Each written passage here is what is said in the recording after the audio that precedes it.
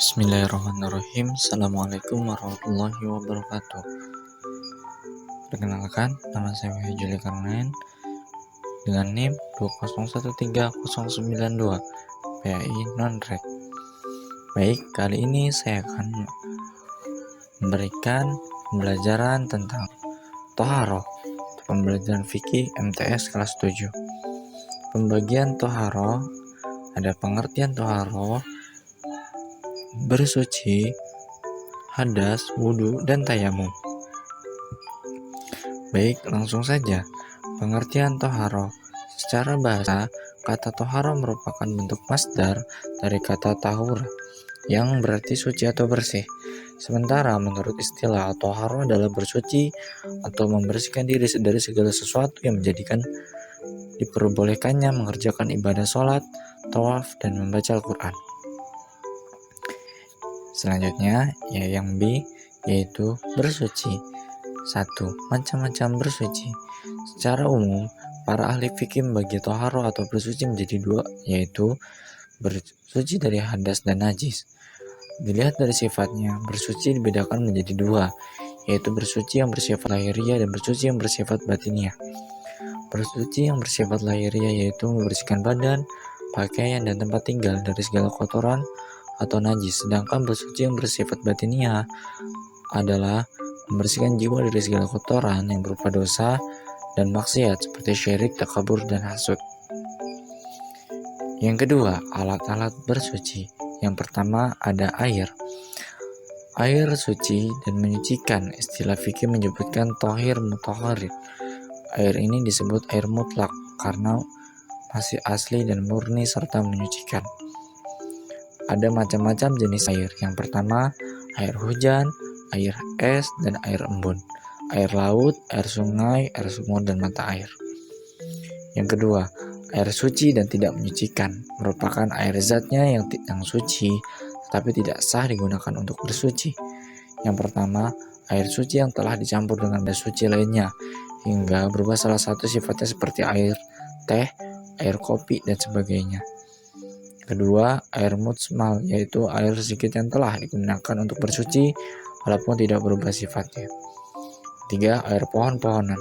Buah-buahan seperti air kelapa, jenis ini tidak digunakan untuk bersuci walaupun suci. Air mutanajis, air yang terkena najis.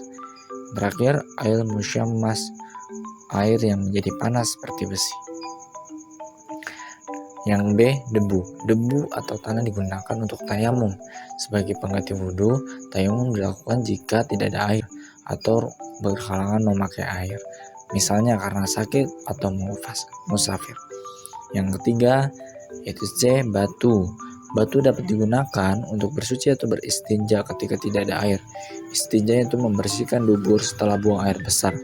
Jumlah setidaknya 3 batu. Selain itu tidak boleh menunggu najis hingga kering, sebab akan sulit untuk dibersihkan. Yang C, hadas. Hadas adalah suatu kondisi di mana seseorang dalam keadaan tidak suci menurut kenyataan syara. Hadas kecil, hadas yang cara menghilangkannya dengan berwudu atau tayamum. Yang pertama, hukum wajib bersuci. Seorang yang hendak beribadah haruslah dalam keadaan suci dari hadas kecil karena merupakan syarat sah ibadah mahdah. Oleh karena itu bersuci itu wajib. Kedua, sebab-sebab hadas kecil. Keluar sesuatu dari dubur, kehilangan akal, bersentuhan kulit laki-laki dan perempuan bukan mahram, menyentuh kemaluan dengan telapak tangan. Hadas besar. Hadas yang cara menghilangkannya dengan mandi wajib atau bertayamum jika tidak ada air. 1. Sebab-sebab hadas besar. Yang A, berhubungan suami istri. B, keluar mani baik disebabkan mimpi atau yang lainnya. C, meninggal dunia. D, datang bulan atau haid dan nifas. Itu salah satu sebab-sebab hadas besar. Yang kedua, rukun wajib mandi. Yang pertama ada niat. Yang B, mengalirkan dan basuh air ke seluruh tubuh. C, menghilangkan najis kalau ada di badan. Selanjutnya yaitu sunnah mandi wajib. Yang pertama, membaca basmalah, berwudu sebelum mandi, menggosok seluruh badan dengan tangan berturut-turut tidak berselang waktu. Keempat, larangan bagi orang yang berhadas besar. Yang pertama itu sholat, tawaf, memegang mushaf dan baca Al-Quran, iktikaf, khusus wanita haid dan Nifas dilarang, berhubungan suami istri dan puasa. Yang terakhir sujud tilawah.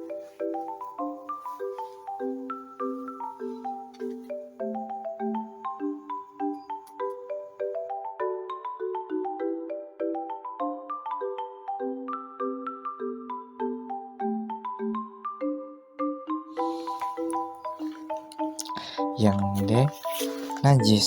Secara bahasa, kata najis merupakan bentuk fa'il dari kata najasa yang berarti kotor. Sementara menurut istilah, najis adalah sesuatu yang dianggap kotor oleh syara. Adapun yang termasuk disepakati oleh Imam mazhab 4, yaitu Imam Syafi'i, Imam Ahmad bin Hanbal, Imam Abu Hanifah, dan Imam Malik. Yang pertama, tinja. Kedua, mazi. Yang ketiga, madi. Keempat, darah binatang. Yang kelima, muntah. Yang keenam, air kencing. Yang ketujuh, madi. Kedelapan, darah binatang. 9, bangkai binatang. 10, binatang yang bagian tubuhnya terpotong. 1. Macam-macam najis. Yang pertama ada najis mukhafafah. Yang kedua ada najis mutawasitoh. Yang ketiga adalah najis mughaladzah. Silakan anak-anak untuk dilihat dan dibaca. Selanjutnya yang E adalah berwudu. Secara bahasa, wudu berasal dari kata tawadda yatawaddu atau wudu, artinya bersih atau indah. Sedangkan menurut istilah, wudu adalah memberikan anggota tubuh dengan air yang suci, menyucikan untuk menghilangkan air kecil berdasarkan syarat dan rukun. 1. Syarat sah wudu. Yang pertama Islam. Yang kedua muwais atau tamyiz. Yang ketiga menggunakan air yang suci dan menyucikan. Keempat, tidak dalam keadaan berhadas besar. Kelima, tidak ada yang menghalangi sampai air pada anggota tubuh yang dibasuh seperti cat, getah, dan sebagainya. 2. Rukun wudu. Rukun wudu adalah bagian dari wudu yang menjadi tiang penyangga utama. Yang pertama niat.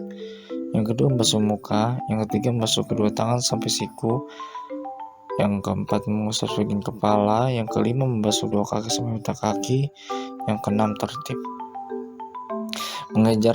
Mengerjakan amalan wudhu dengan berurutan sesuai yang telah ditetapkan oleh Allah Subhanahu wa Ta'ala sebagaimana tercantum dalam Al-Quran dan hadis. Yang F, tayamum. Secara bahasa memiliki makna al-qasdu, artinya kesengajaan atau tujuan. Menurut istilah adalah menyapukan tanah, debu yang baik atau suci ke muka dan kedua tangan sampai siku dengan syarat yang telah ditentukan. Tayamum adalah pengganti wudhu dan mandi sebagai rukhsah atau keringanan bagi orang tidak memakai air karena beberapa hal yang menyebabkan seorang boleh melakukan tayamum. 1. Sebab-sebab diperbolehkannya tayamum. Yang pertama ada sakit, yang dalam perjalanan, yang ketiga tidak menemukan air. 2. Syarat tayamum. Ada halangan sehingga boleh tayamum, misal sakit, sudah maksa waktu sholat, sudah diusahakan mencari air dan benar tidak ada, menggunakan debu atau tanah yang suci, menghilangkan najis sebelum melakukan tayamum. Itu adalah syarat tayamum. Yang ketiga ada rukun tayamum. Yang pertama ada niat, yang kedua menyapu muka dengan debu, yang ketiga menyapu kedua tangan sampai siku dengan debu, yang keempat ada tertib atau berurutan. Sunnah tayamum. Yang pertama ada membaca basmalah. Yang kedua menembus meniup debu dari telapak tangan agar debu yang menempel tipis. Yang ketiga mendudukkan anggota badan yang kanan daripada kiri. Yang keempat membaca doa setelah tayamum seperti doa setelah wudhu. 5 hal-hal yang membatalkan tayamum. Yang pertama hal-hal yang membatalkan wudhu, membatalkan tayamum juga, jadi harus sama ya. Yang kedua ada air sebelum mulai sholat, bagian tayamum karena tidak ada air. Yang terakhir murtad, keluar dari agama Islam. Oke, pembahasan untuk fikih bagi pembelajaran tentang toharoh nanti bisa kita pelajari bersama lagi. Kurang lebihnya mohon maaf. Bila ada yang ingin tanyakan silakan di kolom komentar. Kurang lebihnya mohon maaf. Wallahul muwaffiq ila aqwamit thoriq. Wassalamualaikum warahmatullahi wabarakatuh.